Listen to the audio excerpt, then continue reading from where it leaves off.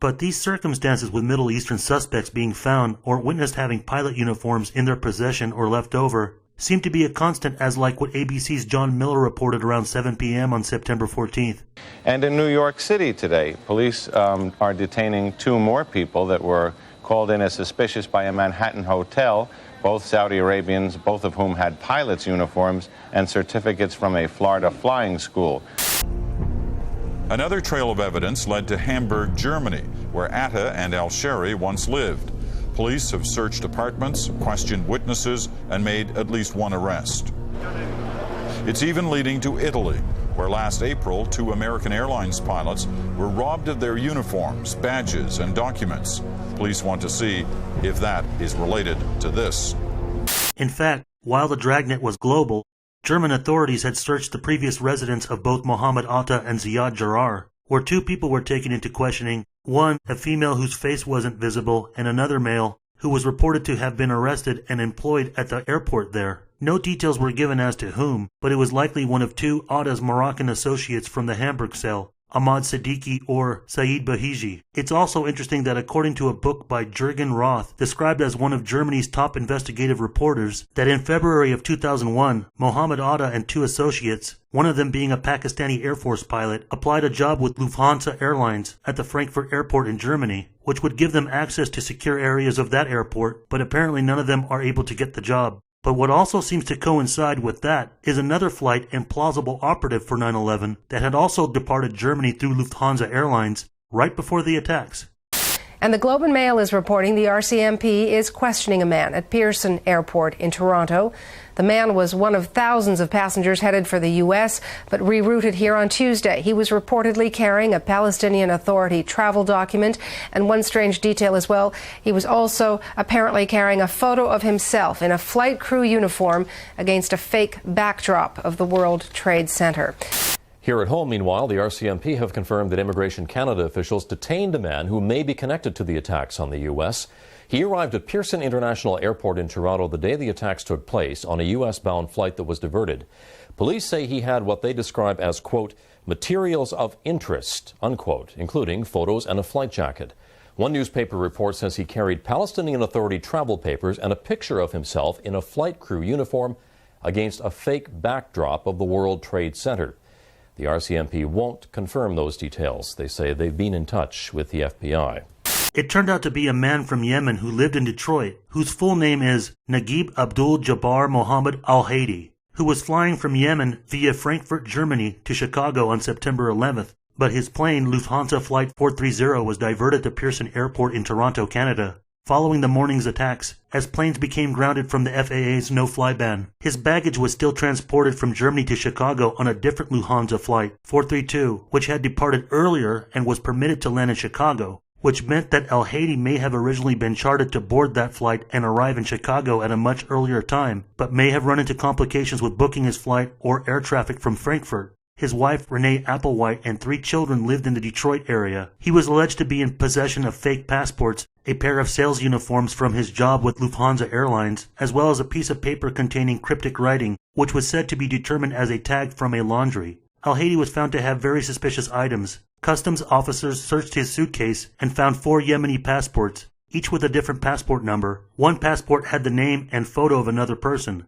He was arrested and placed in solitary confinement for the next 3 weeks, as his lawyer petitioned to have him released on bail terms. The Washington Times article, Passengers Say Suspicious Flyer Had Partners, September 28, 2001, stated that Al-Haidi was traveling with at least 4 others, and witnesses aboard the aircraft have told the FBI that when the pilot announced that the flight would be forced to land in Toronto because of an unspecified catastrophic event in the United States, Al-Haidi and others apparently traveling with him produced a bottle of wine from the carry-on luggage and shared celebratory sips with each other as they huddled near the mid-cabin restroom. They were very upbeat, said one passenger who sat near 2 of the men in the group. They seemed in a really good mood, which seemed odd under the circumstances. In an article simply titled, "Two Grilled Here, Trade Center Backdrop Used for Photos Taken in Aircrew Uniforms," by Tom Godfrey and George Christopoulos in the Toronto Sun, September 15, 2001.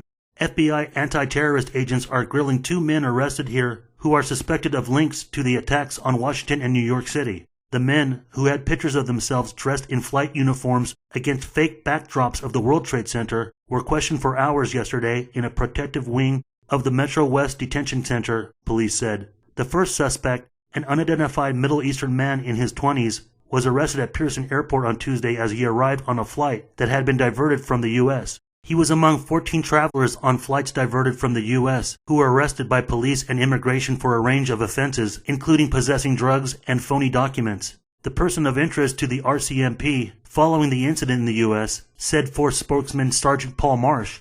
This person had photographs that were of interest to us. Marsh refused to disclose the nature of the photographs. Police sources said the man had several photos of himself in flight uniforms against a fake drop of the World Trade Center. He had his thumbs up, and he was smiling, the sources said. He appeared to be having a good time. In a Washington Post article by Keith B. Richburg, October 3, 2001, the United States is seeking extradition of al-Haidi, 35, and has charged him with one count of making false statements in the use and application of a passport and one count of fraud to obtain a U.S. visa. Al-Haidi told the judge that he wanted to go home to Yemen. I need help, al-Haidi told the judge. Speaking in Arabic through a translator, there is a plot against me. I am a Yemeni national. I wish to be tried in my country. Followed up in explaining his appearance in court, Mustafa Noman, Yemeni's ambassador to Canada, said in an interview that the Yemen government is investigating how al-Haidi obtained multiple passports. Noman said it is illegal in Yemen to have multiple passports with different names and information, and that al-Haidi would face trial for the offenses in Yemen if returned there. Noman said he knows al-Haidi's family very well. It owns airlines, a tourist company, a machinery company, and a high-tech telecommunications company. Noman said al-Haidi was educated in Yemen and worked for Lufthansa as a ticket agent for 5 or 6 years. I am 100% sure he had nothing to do with the events of September 11th, Noman said.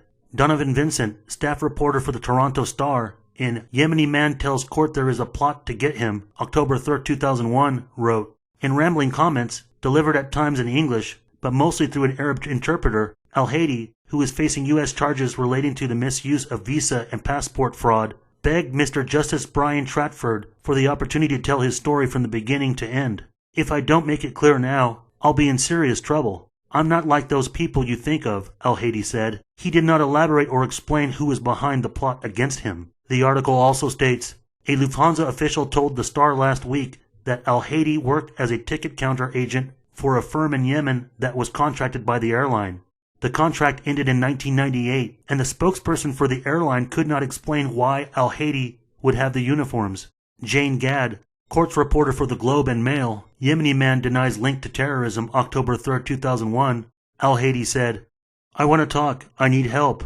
There's people in a sort of cooking a plot, Mr. Al-Haidi said frantically through an Arabic interpreter. There are people who are playing both sides, from this side and the other.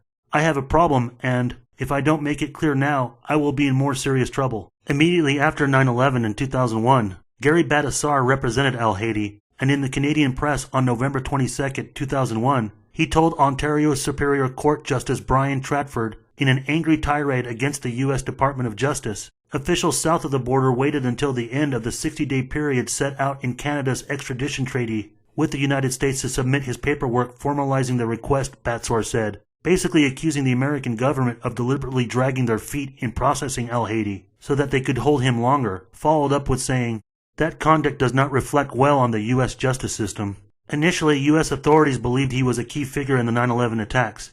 In May 2002, it will be reported that Canada has approved his deportation to the U.S., where he is wanted for several charges of passport forgery. But it appears that in January 2003, he is convicted in the U.S. on forgery charges, but al-Haidi's whereabouts is unknown. Now, it doesn't exactly seem that al-Haidi was the type that was supposed to carry out a suicide mission, considering his former occupation and the items found on him. He may have been involved in a support role to give cover to the other operatives that were supposed to conduct hijacking operations from Chicago. That the city itself is one of the major targets underlined in the Bojinka plot, with it being the home of the largest skyscraper in the United States, the Sears Tower. Chicago itself continues to be a worrisome target for a major attack, as has been reported years later, with other attempts to get at it.